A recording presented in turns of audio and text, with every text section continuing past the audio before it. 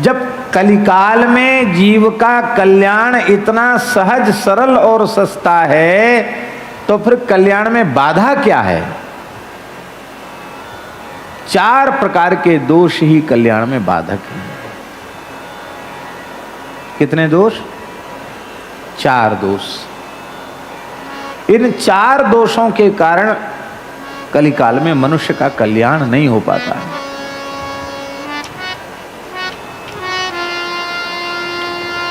मंदाः सुमंदमतयो मंदभाग्या युपद्रुताः। ये 4 दोष। मंदाः, पहला दोष है मंदाह माने अलसाह, आलसी। सबसे पहला दोष है आलसी। भोजन में बिल्कुल आलसी नहीं है, भजन में निद्रा में भी आलसी नहीं। नींद आएगी तो कहीं भी सो जाएंगे, मंदिर में खड़े खड़े सो जाएं, कथा में सो जाएं, लीला में सो जाएं, कोई बाधा नहीं। साधन में हर जगह परेशान, आलस। सेवा में प्रमाद, साधन में प्रमाद, भोजन और शयन में बिल्कुल प्रमाद नहीं। संसार के व्यवहार में प्रमाद नहीं, परनिंदा परचर्चा में भी बिल्कुल प्रमाद नहीं। भजन के नाम पे प्रमाद। क्या करें, आज तो रात्रि को नींद ही नहीं आई, आज बहुत देर हो गई, आज माला पूरी नहीं कर पाए, आज अमुक व्यक्ति आ गए इसलिए हमारा नियम छूट गया। कुछ न कुछ समस्या तो बनी रहेगी ना हमेशा। कभी ठंडी होगी ज़्यादा तो कभी गर्मी ज़्यादा होगी तो कभी बरसात होगी, कुछ न कुछ तो रहेगा ही। पर इस बहानेबाजी में हम लोगों का अमूल्य समय नष्ट हो रहा है। पहला दोष साधन में प्रमाद, ये पहला दोष है जो जीव के कल्याण में बाधक है।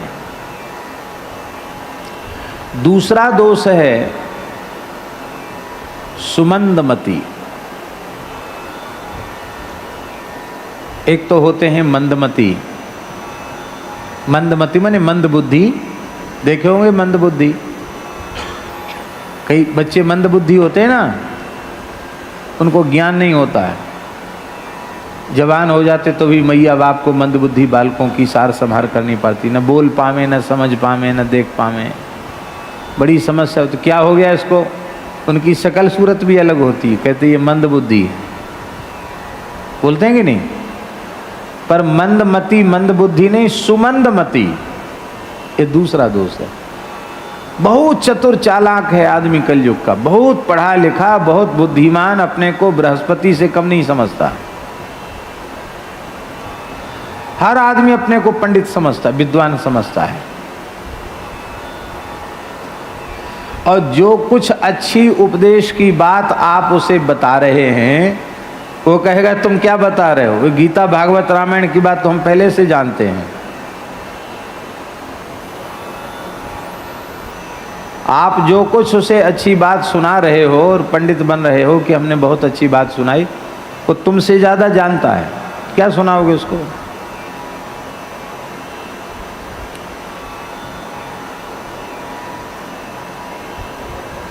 आशय समझे नहीं समझे? आशय ये है कि समझदार होकर, जानकार होकर, चतुर होकर, बुद्धिमान होकर भी पागलों का सा अभिनय कर रहा है, पागलपने में जी रहा है। अच्छी बातें सुनकर कंठस्थ करके दूसरों को भी सुना देता है मौका पड़ने पर स्वयं उन्हें जीवन में उतार नहीं पाता।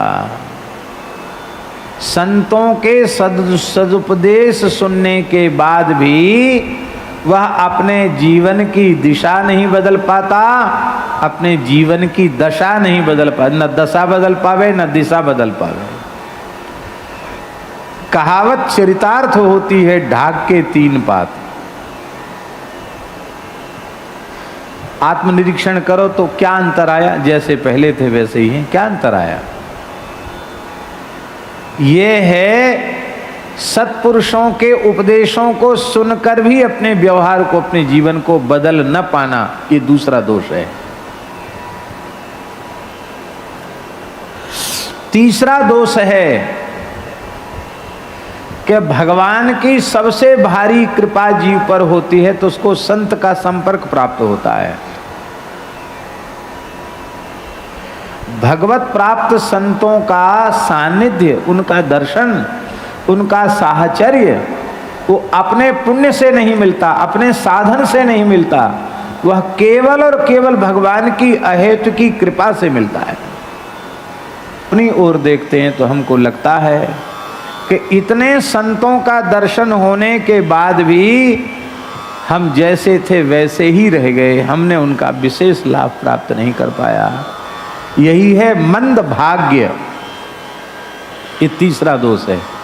सत्पुरुषों की सन्निधि प्राप्त होने के बाद भी उसका जो लाभ मिलना चाहिए वो लाभ नहीं मिल पाया। न काम कम हुआ, न क्रोध कम हुआ, न लोभ कम हुआ, न मोह कम हुआ, न मद कम हुआ, न मात्सर्य कम हुआ, कोई विकार कम नहीं हुआ।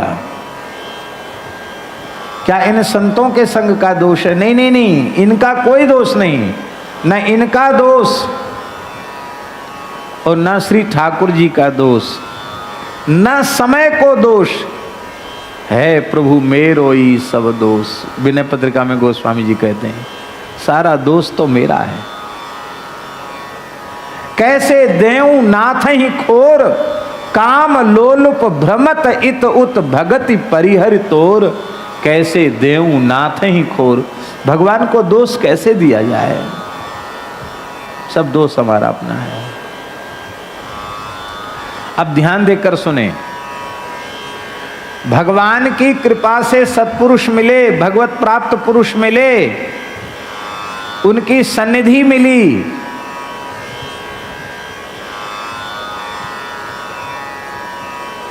तो लाभ नहीं ले पाए।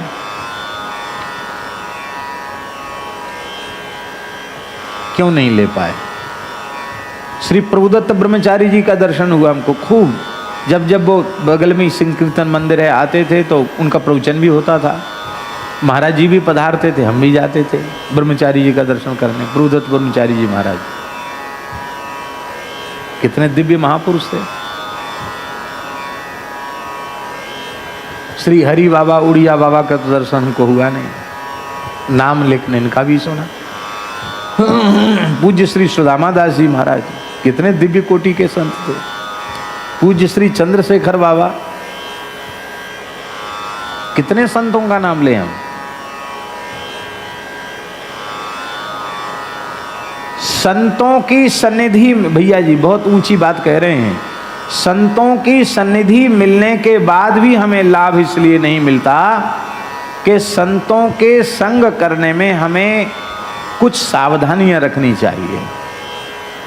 वो सावधानियां हम नहीं रख पाते हैं।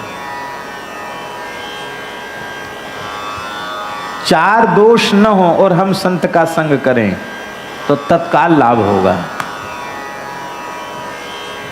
ये हमारा भाव नहीं है, ये देवर्षि नारद जी का भाव है।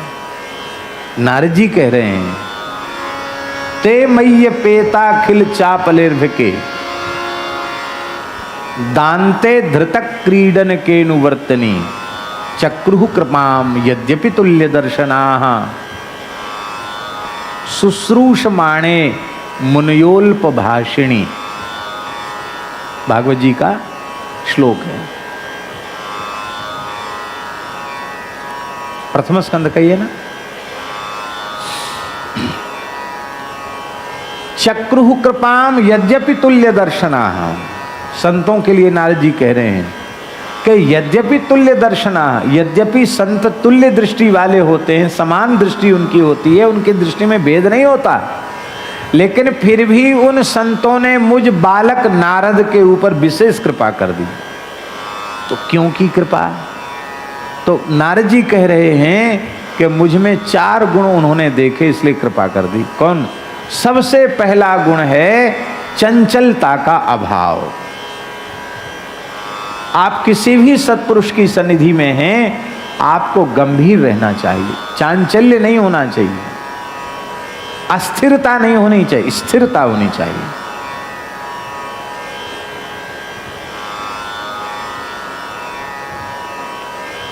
महात्माओं का संग छोड़ के लोग कहते हैं हम तपस्या करेंगे, अनुष्ठान करें। भले आदमी,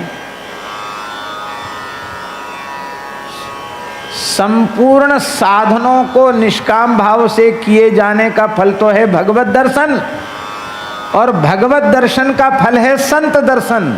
और ऐसे संत मिले हुए हैं, तुम तपस्या करने जा रहे हो, उनकी सन्निधि छोड़ के तुम्हारा जाने का मन करता क्यों है? सन्निधि में नहीं रहना चाहते। चंचलता पहला दोष। तो संत का लाभ लेना है तो पहला गुण होना चाहिए चंचलता का अभाव, गांभीर्य। दूसरा गुण है दांत। दांत माने जितेंद्रियता।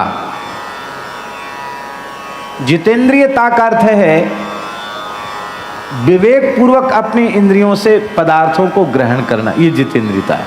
जितेंद्रियता माने ये नहीं कि हम देखें सुने बोले, नहीं, सब कुछ करें पर विवेक पूर्वक। जो देखना चाहिए वो देखें, जो सुनना चाहिए जो सुने, जो करना चाहिए जो करें। मर्यादित इंद्रियों से विषय को ग्रहण करें, ये है जितेंद्रियता। ये कितने? चंचलता का अभाव। दूसरा गुण है जितेंद्रियता। अजितेंद्रिय व्यक्ति को भी संत की सन्निधि का लाभ नहीं मिलता। और जितेंद्रियता का प्रमाण क्या है? बहुत ध्यान से सुने। जितेंद्रियता है केवल इसको जीत लेना, इसको।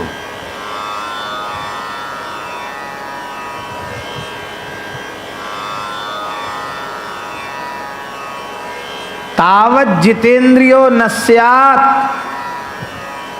विजितान्येन्द्रिय पुमान न जयेद रसनम यावत जितम सर्वम जिते रसे।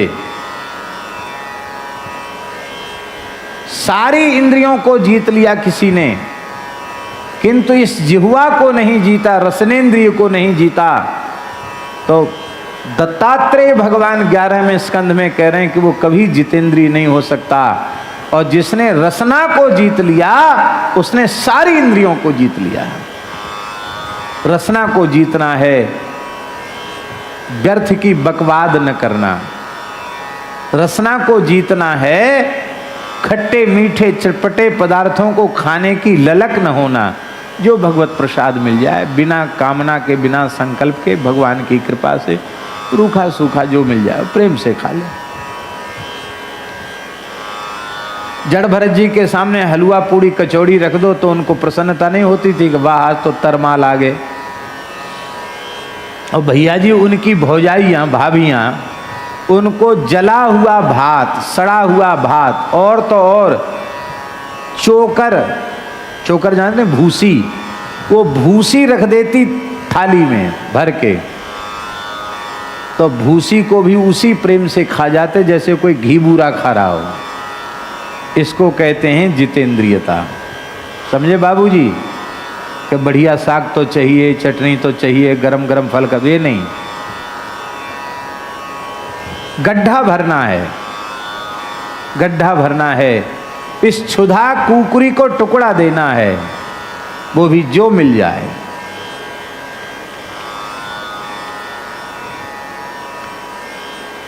हम तो खट्टे मीठे से ऊपर नहीं उठ पा रहे हैं, भगवान के पास क्या पहुंचेंगे?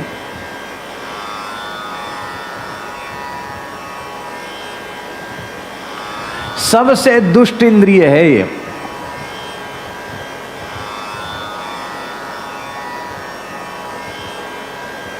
अभी परमहंस जी नहीं है, चले गए, वृंदावन चले गए। अनुमान है हमारा कम से कम 25 वर्ष तक न दूध लिया, न दही लिया, न घी लिया, न नमक लिया, न मिर्च लिया, न मिठाई ली, न खटाई ली, न तेल लिया, न फल लिए, कुछ नहीं। यमुना जी के जल में रोटी भिजा लेना, और पाले। बर्तन भी नहीं था, लोहे का कटोरा, स्टील का नहीं, लोहे का। ऐसे कहीं से फेंका वैंका मिल गया होगा इतना बड़ा वो कटोरा भी नहीं था भैया जी। वो डंका होते ना पुराने, उसका ऊपर का वो डंडा टूट गया होगा, वैसे फेंका पड़ा था, उसी को मांझ के उसी को रख लेते, ऐसा तसला जैसा। और जमुना जी का जल रहता छना हुआ, और पंगत में बैठ के पाते प्रसाद, पंगत में बैठ के, और पानी में भिजाया और पा लिया। रोटी होती तब तो रोटी बनाते नहीं, मिल जाती थी रोटी, पानी उनके साथ रहता ही था। और जब पक्का भंडारा होता, खीर मालपुआ लड्डू कचौड़ी की रसोई होती, उस समय कुठारी से थोड़ा आटा मांग लेते, टिक्कड़ बना लेते और बनाकर पाते वहीं पंगत में बैठ के पाते। बगल में आमने सामने सब साधु खीर मालपुआ उड़ा रहे हैं और वो उनके बीच में बैठकर पानी में भिजाकर रोटी खाते। एक दिन दो दिन नहीं रुंगटा जी, कम से कम 25 साल। एक बार बहुत बीमार हो गए, कमजोर तो शरीर है ही है उनका, और उनको फिर महाराज जी रामकृष्ण मिशन हॉस्पिटल ले गए भर्ती कराने। भर्ती तो कर लिया, उस समय शक्ति स्वामी थे रामकृष्ण मिशन में, देखा होगा आपने, बहुत अच्छे संत थे। वो बड़े नाराज हो गए महाराज जी के ऊपर, बोले रे आपने कैसा मरीज भर्ती किया, कुछ नहीं खाता है, खिचड़ी खा लो, नहीं खाऊंगा, दाल खा लो, नहीं, दाल पी लो, नहीं खाऊंगा, कुछ नहीं खाएगा, क्या खाएगा, जहर खाएगा, क्या खाएगा, गोली खा लो, नहीं खाऊंगा, सिरप पी लो, नहीं पीऊंगा, मीठा है खट्टा है, कुछ नहीं, खट्टा मीठा खाते नहीं, ले जाओ इस मरीज को। होश में तो आ गए थे, कोई कैसा मरीज कुछ खाता पीता नहीं। महाराज जी से कहा, महाराज जी ने बड़े प्रेम से समझाया, परमहंस जी अब पूरी साधना हो गई आपकी, अब कुछ बाकी नहीं है, अब जो भगवान को भोग लगता है, जो अपने आप आ जाए उसको प्रेम से पा लिया। महाराज जी ने पवाना शुरू किया तो उन्होंने पाना शुरू किया।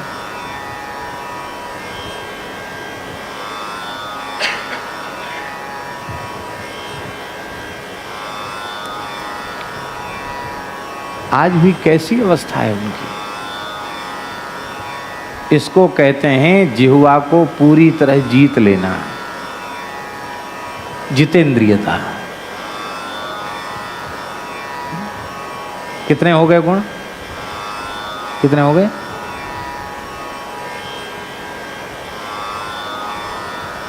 चंचलता का अभाव, जितेंद्रियता। तीसरा गुण है अनुवर्तन। अनुवर्तन का अर्थ है महात्माओं के पद चिन्हों पर चलना। आप जिस संत की सन्निधि में हैं, उस संत के पद चिन्हों पर चलना। अच्छा एक भैया जी एक बात बताओ, बड़े से बड़े महापुरुषों के पास रहने वाले क्या उनके पद चिन्हों पर चलते हैं? कहीं भी देख लो, आप परिकर में देख लो, बातें तो हम लोग उन्हीं की करते हैं कि उनके नाम से हमको रोटी मिल रही है, पेट भर रहा है, बातें तो हम करेंगे, लेकिन उनका अनुसरण हम नहीं करते, उनका अनुगमन हम नहीं करते हैं। अनुगमन की बात छोड़ दो, गुरुजी कहें बेटा पूरब जाओ, बोले हमको तो पश्चिम की हवा अच्छी लगती है, हम तो पश्चिम में जाएंगे। हमारी हालत ये है।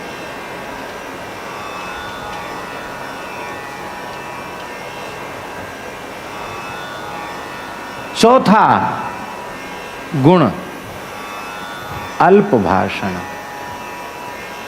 जिस किसी भी महापुरुष की आप सन्निधि में हैं, उनसे जितना आवश्यक समझो, अत्यंत आवश्यक समझो, उतना बोलो,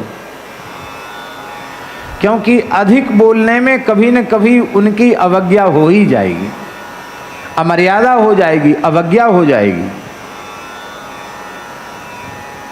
अल्प भाषण का मतलब ये नहीं कि वो कुछ पूछें तो गुम सुम रह जाओ, ऐसा नहीं है।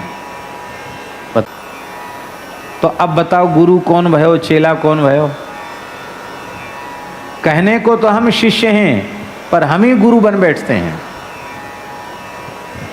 अल्प भाषण, बहुत बोलने से भी अवज्ञा हो जाती है। तो यदि हम संतों का लाभ लेना चाहते हैं तो गंभीरता, जितेंद्रियता, अनुवर्तन और अल्प भाषण, ये 4 गुण यदि हमारे जीवन में आ जाएंगे तो किसी भी साधु का संग करोगे आपको उसका पूरा लाभ मिलेगा। ये है मंद भाग्य, तीसरा दोष है। और चौथा दोष है प्रपंची स्वभाव, उपद्रवग्रस्त जीवन। इतने उपद्रव हमने पाल रखे हैं कि वो हटाए नहीं हटते हैं। आत्मबल बहुत गिर गया है, उनको हम छोड़ ही नहीं पाते। भैया जी, उपद्रव की परिभाषा क्या है? बहुत लंबी चौड़ी परिभाषा नहीं है। भगवान की सेवा में, भगवान के भजन में जो भी बाधक है वो उपद्रव है। जो भी बाधक है वो उपद्रव है, उसका त्याग कर दो। तजिए ताहि कोटि वैरी सम जद्य परम स्नेही। त्याग दो, उसको छोड़ दो। अब देखिए, इन 4 दोषों में मुख्य दोष है आलस। यदि हम साधन में प्रमाद करना बंद कर दें तो फिर दूसरा दोष अपने आप नहीं रहेगा, मंद भाग्य नहीं होगा, फिर संतों की सन्निधि का पूरा लाभ मिलेगा। जितेंद्रियता अपने आप आ जाएगी। साधन करेंगे तो अपने आप इंद्रियां नियंत्रित हो जाएंगी। फिर संतों के पद चिन्हों पर चलने का स्वभाव बन जाएगा। फिर इधर उधर की जर्रवक अच्छी नहीं लगेगी तो अपने आप कम बोलने लग जाएगा। कई महापैसा होगी, इतनी अंतर्मुखता बढ़ गई थी, अनुभव किया हमने। सब कुछ हो जाएगा, आप करके तो देखो।